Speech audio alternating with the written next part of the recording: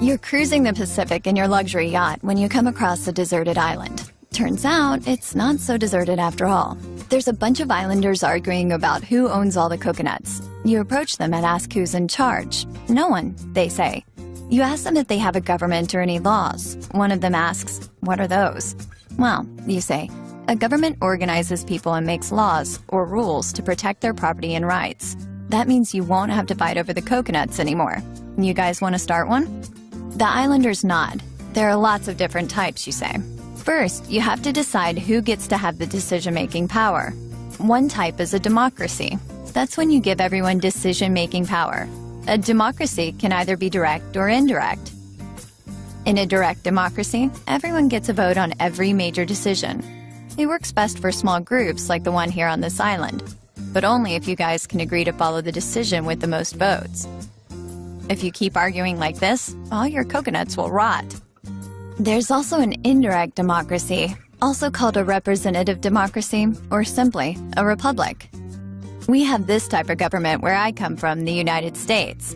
We elect a few individuals to represent us as groups. We trust those people to make decisions in our best interests. If they don't, we can elect new representatives. An autocracy is when one person runs the government, making all the decisions.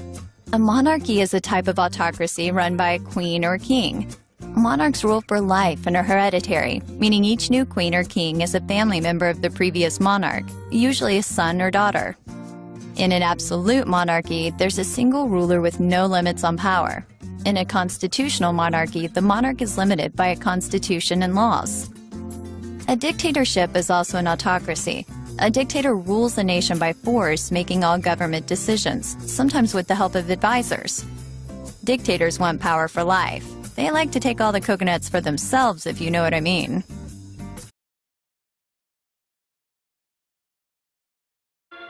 I dislike all forms of government. But somebody must rule. And I don't like the word rule. Well, if we don't like the word rule, let's call it leadership. Leadership in government is political power, and political power is an official form of antagonizing the people. What magazine did you say he edits? A commentary on current events. Pardon me, Ambassador. But, my dear young man, politics are necessary. Politics are rules imposed upon the people. In this country, rules are not imposed. They are the wish of all free citizens. Travel around a bit, then you'll see